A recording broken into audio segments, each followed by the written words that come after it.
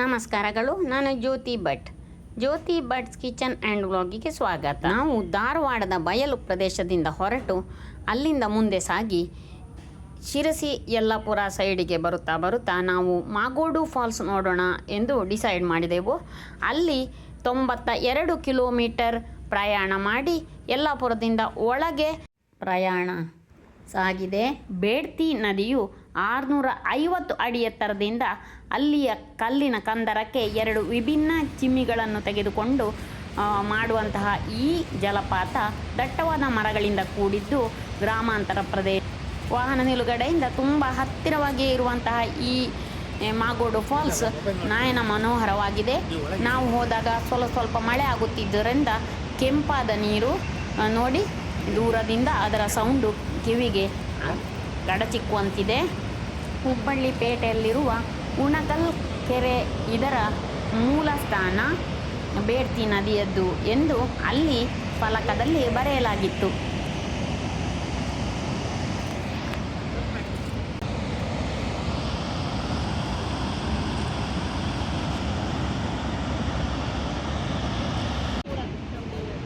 ವಾಹನ ನಿಲುಗಡೆಯಿಂದ ಇಳಿಯುತ್ತಾ ಬಂದಾಗ ಬೇರೆ ಬೇರೆ ಬದಿಯಿಂದ ಈ ಮಾಗೋಡು ಫಾಲ್ಸನ್ನು ನೋಡುವಂತಹ ಅವಕಾಶವಿದೆ. ಹಾಗೆ ಬೇರೆ ಬೇರೆ ಜಾಗದಲ್ಲಿ ಹೋಗಿ ಎಲ್ಲೆಲ್ಲಿ ಕಾಣಸಿಗುತ್ತದೆಯೋ ಅಲ್ಲೆಲ್ಲ ನಾವು ನೋಡಿದೆವು. ಹಾಗೆ ನೀರಿನ ರಭಸಕ್ಕೆ ಕೆಳಗಿನಿಂದ ನೀರಾವಿ ಏಳುತ್ತಿದ್ದುದು ನೋಡಿ ನಿಮಗೂ ಕಾಣಬಹುದು. ಅಲ್ಲಿ ನಮಗೆ ನೋಡಲು ತಡೆಯುಂಟು ಮಾಡುತ್ತಿತ್ತು. ಆದರೂ ಎಲ್ಲೆಲ್ಲಿ ಸಿಗುತ್ತದೋ ಅಲ್ಲೆಲ್ಲ ನೋಡಿದೆವು. ಅದರ ಅದ್ಭುತ ಸೌಂದರ್ಯಕ್ಕೆ ನಾವು ಮಾರು ಹೋದೆವು. ಹಾಗೆಯೇ ಕೆಲವೆಲ್ಲ ಫೋಟೋಗಳನ್ನು ಕ್ಲಿಕ್ಕಿಸಿಕೊಂಡು ನಾವು ಈ ಮಾಗೋಡು ಫಾಲ್ಸಿನ ಸೌಂದರ್ಯವನ್ನು ಸವಿದೆವು. ಅಲ್ಲಿ ಒಂದು ಸಾಧಾರಣ ಅರ್ಧದಿಂದ 1 ಗಂಟೆ ಸಮಯ ಕಳೆದೆವು ನಾವು.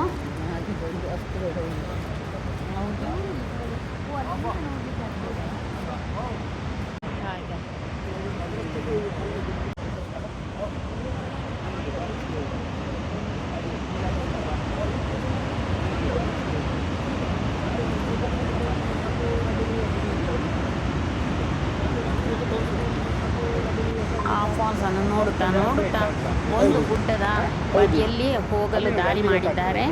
ಆ ದಾರಿಯಲ್ಲಿ ಮೆಟ್ಟಲು ಇಳಿಯುತ್ತಾ ಹೋಗಿ ಇಳಿದು ಒಂದು ಸೈಡಿನಿಂದ ಹತ್ತಿದಾಗ ಬೇರೆ ರೀತಿಯಲ್ಲಿ ಇದೇ ಫಾಲ್ಸ್ ಕಾಣಸಿಗುತ್ತದೆ. ಬಹಳ ಸುಂದರವಾದ ದೃಶ್ಯ.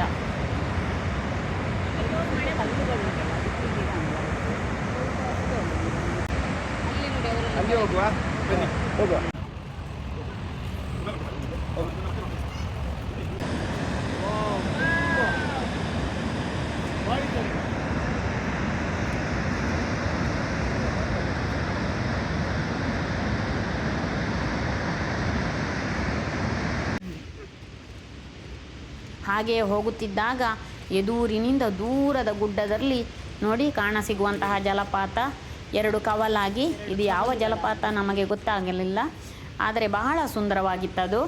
ಇಲ್ಲಿಂದ ನೋಡಿ ಅದನ್ನು ಒಂದು ಫೋಟೋ ತೆಗೆದುಕೊಂಡೆವು.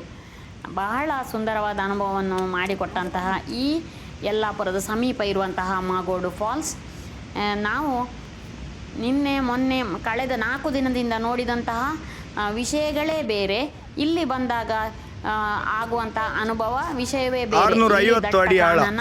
ಜಿಟಿ ಕುಟ್ಟುವ ಮಳೆ, ಅದರ ಜೊತೆ ನೀರಿನ ಸದ್ದು, ಸುರಿಯುವಂತಹ ಜಲಪಾತ, ಆಹಾ, ಇದೊಂದು ಬೇರೆಯೇ ಲೋಕ.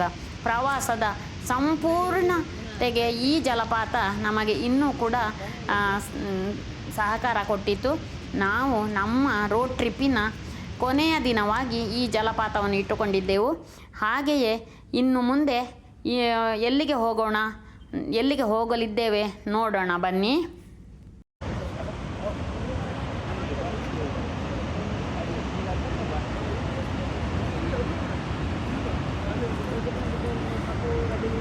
ನಾವು ಧಾರವಾಡದಿಂದ ಮಧ್ಯಾಹ್ನ ಮೇಲೆ ಹೊರಟಿದ್ದು ಇಲ್ಲಿಗೆ ತಲುಪುವಾಗ ಸಾಧಾರಣ 5 ಗಂಟೆಯಾಗಿತ್ತು. ಸಾಧಾರಣ ಜೋರಾಗಿ ಮುಗಿಲಿತ್ತು, ಮಳೆ ಬರುವ ಲಕ್ಷಣವೂ ಇತ್ತು. ಹಾಗೆ 6 ಗಂಟೆಗೆ ಇಲ್ಲಿಯ ಜಲಪಾತದ ವೀಕ್ಷಣೆಯ ಅವಕಾಶವನ್ನು ಕೊನೆಗೊಳಿಸಲಾಗುತ್ತದೆ. ಹಾಗೆ ನಾವು ಸ್ವಲ್ಪ ಬೇಗವಾಗಿ ಇಲ್ಲೆಲ್ಲ ಜಲಪಾತವನ್ನು ನೋಡಿ ಮೇಲೆ ಬಂದೆವು. ಆಗ ನಮಗೆ ಅನಿಸಿದ್ದು ನಾವು ಸ್ವಲ್ಪ ಬೇಗ ಹೊರಡುತ್ತಿದ್ದರೆ ಇಲ್ಲಿ ಚೆನ್ನಾಗಿತ್ತು ಎಂದು ಅನಿಸಿದ್ದು ಸುಳ್ಳಲ್ಲ. ಮುಂದೆ ನಾವು ಹೋಗುವವರಿದ್ದೇವೆ ಶಿರಸಿ ಕಡೆ. ಇದೊಂದು ಸುಂದರವಾದ ಪುಟ್ಟದಾದ ಗಣಪತಿ ದೇವಾಲಯ.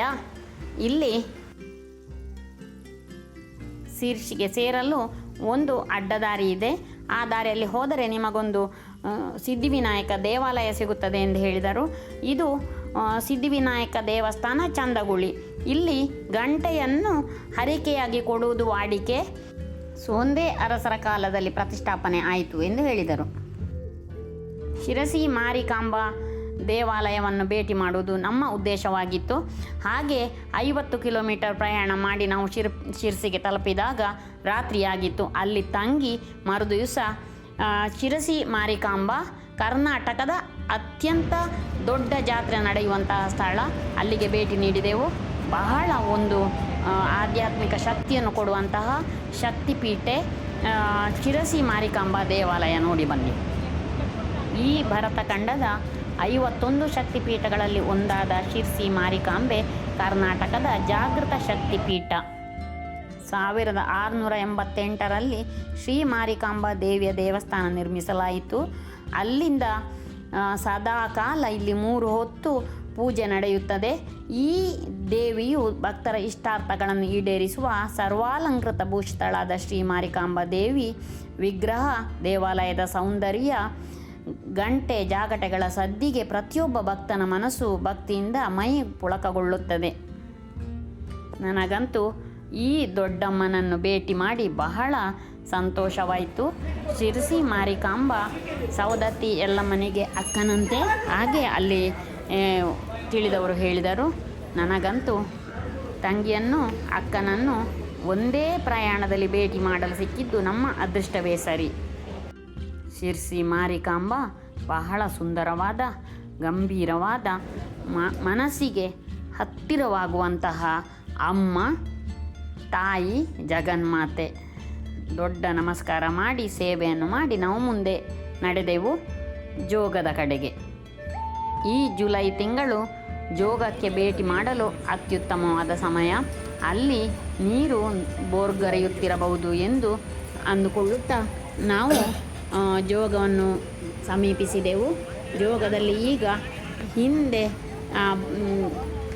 ಟೂರಿಸ್ಟ್ ಬಂಗ್ಲೆ ಸೈಡಿನಿಂದ ಒಂದು ನೋಡುವಂಥ ಅವಕಾಶವಿದೆ. ಆ ಜಾಗದಲ್ಲಿ ಹೋಗಿ ಜೋಗದ ಒಂದು ಬದಿಯ ಸೌಂದರ್ಯವನ್ನು ಆಸ್ವಾದಿಸಲು ಹೋಗುತ್ತಿದ್ದೇವೆ. ನಮ್ಮೊಡನೆ ಬನ್ನಿ. ಇದು ವಿಶ್ವಪ್ರಸಿದ್ಧ ಭಾರತದ 2ನೆಯ ಅತ್ಯಂತ ಆಳವಾದ ಜಲಪಾತ ಜೋಗ ಜಲಪಾತ. ಶರಾವತಿ ನದಿ ಇಲ್ಲಿ ಧುಮ್ಮುಕ್ಕಿ ಹರಿಯುವಂಥದ್ದು. ಈ ಬದಿಯಿಂದ ಕೆಲವು ಕವಲುಗಳು ನಮಗೆ ನೋಡ ಸಿಗುತ್ತದೆ, ಆದರೆ ಸ್ವಲ್ಪ ಹತ್ತಿರದಿಂದ ನೋಡಿದಂತೆ ಭಾಸವಾಗುತ್ತದೆ.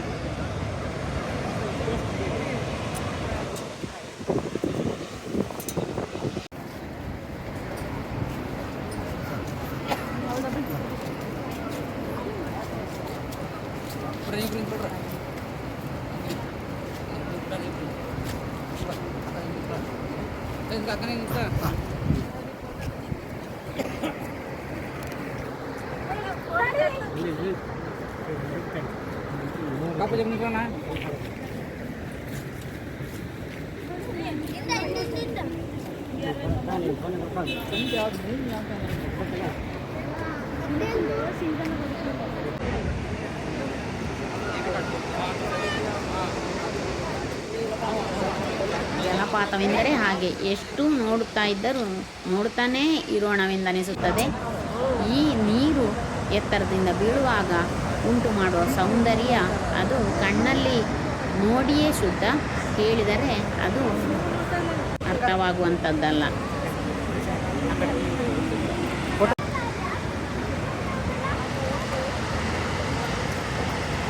ಅದರಲ್ಲಿಯೂ ಜೋಗವೆಂದರೆ ಕೇಳಬೇಕೆ? ರಾಜಕುಮಾರ್ ಹೇಳಿದಂತೆ ಹುಟ್ಟಿದ ಮೇಲೆ ಒಮ್ಮೆ ನೋಡು ಜೋಗದ ಗುಂಡಿ.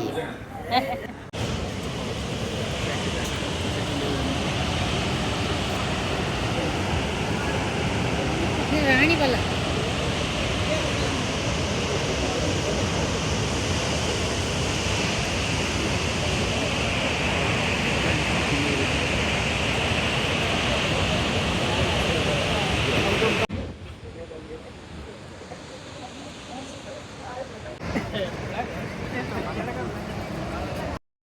ಅಲ್ಲಿಂದ ಮುಂದೆ 1.5 ಕಿಲೋಮೀಟರ್ ಈ ಶರಾವತಿ ನದಿಯನ್ನು ದಾಟಿ ಆ ಬದಿಗೆ ಹೋಗುವಂಥ ರಸ್ತೆಯಲ್ಲಿ ಹೋದೆವು.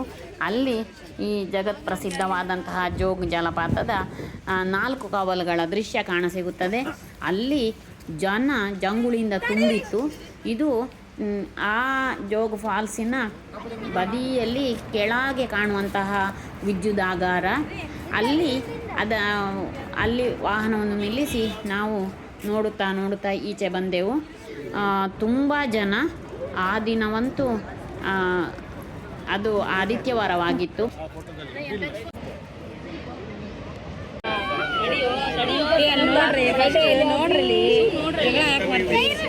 ಸಿಗಂಗಿಲ್ಲ.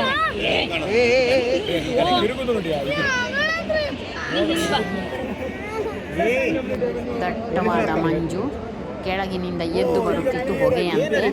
ಅದರ ಜೊತೆ ಈಗ ನಾವು ಜಲಪಾತವನ್ನು ನೋಡುವುದು ಹೇಗೆ ಎಂಬುದೇ ನಮಗಿರುವ ಚಿಂತೆ.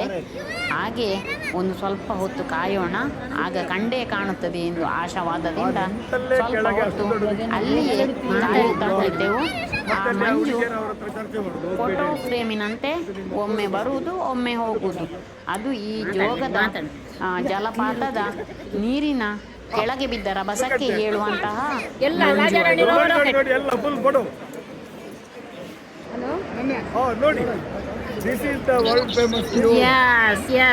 This is the real beauty of Jog. Yes, we are lucky to see this beautiful waterfalls. This is India's second highest falls, which situated in Shivamogga district.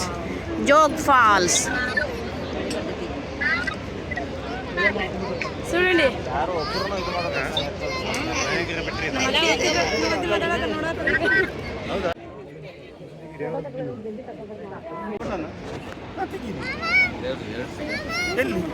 ಎರಡು ಸೆಕೆಂಡ್ ಕಾಣ್ಪಡ್ತೀನಿ.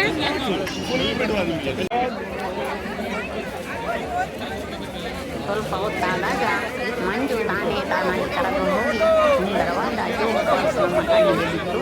ನಿಜವಾಗಿ ಮೈ ಮರೆಯುವಂತೆ ಬಹಳ ಸುಂದರವಾದ ದೃಶ್ಯ.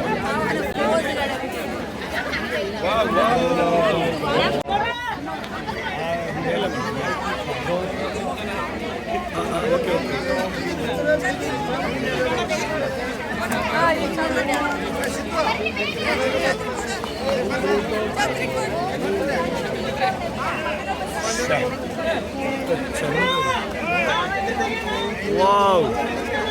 Wow, nice view. Very excellent. Super. ಅಂತೂ ಜೋಗ ಜಲಪಾತದ ಪೂರ್ಣ ದರ್ಶನವಾಯಿತು. ಸಂತೃಪ್ತಿಗೊಂಡೆವು.